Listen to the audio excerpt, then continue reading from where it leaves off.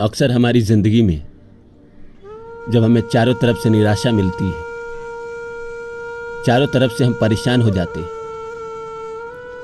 इस संसार में जब हमारा कोई साथ नहीं देता है, जब हमारा पूर्ण विश्वास इस संसार से उठ गया होता है, हमें लगने लगता है कि इस संसार में मैं क्या कर रहा हूं। जब हमें इस संसार में कोई नहीं समझता है, जब संसार के लोग एकदम से मुंह मोड़ लेते हैं, तो एक प्रकृति का सहारा आता है। एक ऐसा इंसान आपकी जिंदगी में आता है जो आपका हाथ पकड़ लेता है, आपकी उंगली पकड़ के आपको उस मुसीबत से बाहर निकाल देता है। वो इंसान कोई और नहीं होता है, वो ईश्वर का भेजा हुआ दूत होता है जो आपकी जिंदगी बदलने के लिए आया है। कई बार हम समझते हैं कि वो इंसान बस आया और हमारी जिंदगी में कुछ अच्छा किया और चला गया, लेकिन हमें समझ नहीं पाते कि वो इंसान आखिर आया कहां से था, क्यों आया था हमारी जिंदगी में। कई बार ऐसा भी होता है कि हमारी जिंदगी में जब कुछ बुरा होना होता है तो भी गलत आदमी हमारे जीवन में आता है, हमारे नुकसान करता है और हमें रुला कर चला जाता है। प्यार मोहब्बत में होता क्या है,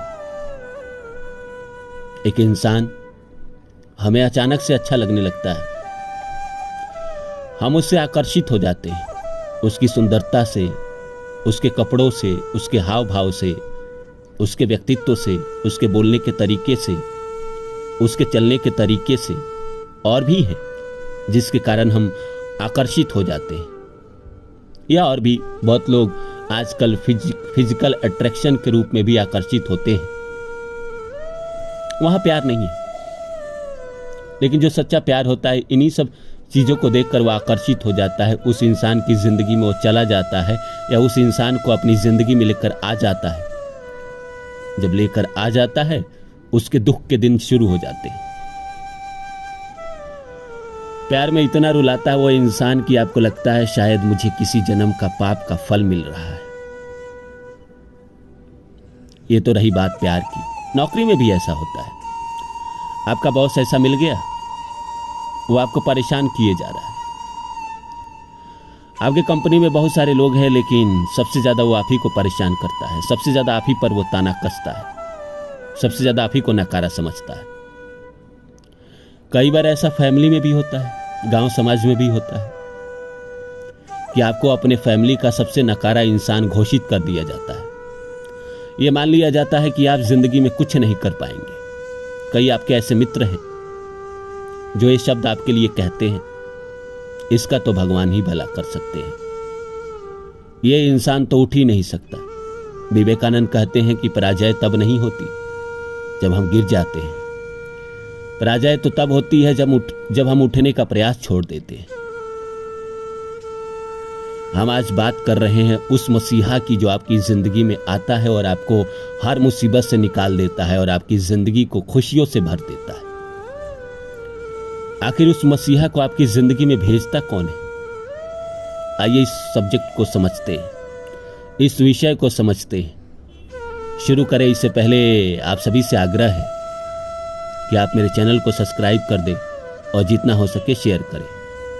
तो नमस्कार दोस्तों, मेरा नाम है रानू बाबू और जैसा कि आप सभी जानते हैं कि मैं आपके लिए कहानी, कविता और मोटिवेशनल वीडियो लेकर आता हूं। इसी श्रृंखला में आज लेकर आया हूं, जब कोई हाथ और साथ दोनों छोड़ देता है तब कुदरत का कोई करिश्मा, तब कुदरत की मेहरबानी आप पर पड़ती है। वो किसी ऐसे इंसान को आपकी जिंदगी में भेज देता है जो आपकी उंगली पकड़ के आपको किनारे पहुंचा देता है, आपको डूबने से बचा देता है। आपने कहावत सुनी है कि डूबते को तिनके का सहारा। वो क्या है? जब आप मुसीबत में थे, जब आप डूब रहे थे, एक इंसान आपकी जिंदगी में आया, आपको उस इंसान ने उस मुसीबत से बाहर निकाला। फिर वो चला गया आपकी जिंदगी से और वो कभी आपको दिखाई नहीं दिया। ऐसा ये कौन इंसान है जो आपकी जिंदगी में आता है? देखिए, मैंने आपको बताया था कि आपकी जिंदगी में जो इंसान भी आता है कहीं ना कहीं प्रारब्ध से ही आता है, आपका अच्छा करने के लिए, आपका बुरा करने के लिए। प्रारब्ध के रिश्ते इतने मजबूत होते हैं कि वो आपको जिंदगी में मिलते ही मिलते हैं। हर इंसान का अलग अलग कर्म होता है। जिसने प्रारब्ध में जिसके लिए सबसे ज्यादा किया होता है, वो इंसान इस जिंदगी में आपके जीवन में आता है। जैसे मान के चलिए कि आपने किसी लड़की का सेवा पिछले जन्म में बहुत किया है, किसी स्त्री का सेवा बहुत किया है पिछले जन्म में, दिल से उसे जो सपोर्ट आप कर सकते थे आपने किया। इस जिंदगी में आपको स्त्रियों का सुख बहुत बेहतरीन मिलेगा। आपके जीवन में कोई प्रेमिका बनकर आ जाएगी, कुछ दिन रहेगी, आपकी हेल्प करेगी, फिर चली जाएगी। वो जाएगी तो दूसरी आ जाएगी, दूसरी जाएगी तो तीसरी आ जाएगी, तीसरी जाएगी तो चौथी आ जाएगी, क्योंकि आपने बहुत किया है पीछे के जन्मों में स्त्रियों के लिए। तो इस जिंदगी में आपको उसकी मदद तो आजीवन मिलेगी। कई बार ऐसा होता है कि शादी भी ऐसी लड़की से हो जाती है जो आपको आजीवन सपोर्ट करती है। हाँ, लेकिन आपका किया हुआ होना चाहिए पिछले जन्म में। कई बार ऐसा होता है कि जिसने गुरु के लिए बहुत किया रहता है, जैसे मान लीजिए किसी गुरुकुल में वो गया। पहले तो गुरुकुल का कल्चर था ना हमारे देश में, अभी नए ये इंस्टीट्यूट आ गए, महाविद्यालय, ये आज जो प्राइवेट कंपनियां आई है अब ना आ गई। पहले तो गुरुकुल का ही नियम था। तो मान लीजिए एक लेखा से कि आपने गुरुकुल में गुरु की सेवा बहुत की है, सारे शिष्यों से ज़्यादा आपने गुरु के लिए किया है, तो इस जिंदगी में आपको आपकी उम्र से बहुत 20-25 साल लोग बड़े मिलेंगे जो आपको निस्वार्थ भाव से सपोर्ट करेंगे। वो आपके बॉस बनकर आ सकते हैं, आपके गुरु बन के आ सकते हैं, कोई ना कोई रूप में आएंगे और आपकी मदद करेंगे। जब भी आप मुसीबत में आएंगे तो वो इंसान आपकी ज़िंदगी में आएगा, आपकी मदद करके चला जाएगा। और ऐसे कई गुरु मिलते हैं आपको इस ज़िंदगी में। वही बात हर तरह से लगा लीजिए, इंसान जो प्रारब्ध में किया रहता है वहीं ईश्वर उसको मुसीबत में उसी प्रारब्ध से किसी इंसान को उसकी ज़िंदगी में भेजते हैं और वो उसका उंगली पकड़कर उसका साथ देता है। मैंने आपको बोला था, मैंने कहा भी है कई वीडियो में कि ईश्वर कुछ नहीं करते, ईश्वर बस आप ही के कर्मों का फल आपको देते हैं, चाहे वो इस जिंदगी के कर्म है या पीछे के जन्मों के कर्म है। इस जिंदगी के आपके अच्छे कर्म हैं, भले आपको फल ना मिल रहे हों, लेकिन एक समय आएगा जब इस जिंदगी के आपके अच्छे फल मिलेंगे। इसलिए चिंता छोड़ दीजिए कि मैंने इस जिंदगी में तो बहुत पुण्य किए, बहुत मदद की, लेकिन मुझे किसी का अच्छा फल नहीं मिला। मिलेगा, वक्त लगेगा, थोड़ा सब्र रखिए, थोड़ा धीरज रखिए, थोड़ा इंतज़ार करिए। आपकी ज़िंदगी में वैसा इंसान आएगा, मसीहा बनकर आएगा, आपकी ज़िंदगी को भी वो संवार देगा। आप ज़िंदगी में जो नहीं देख पाए हैं, ज़िंदगी में जो नहीं कर पाए हैं, जो आपकी चाहत है, जो आप करना चाहते हैं, वो सब पूरा कराने आएगा।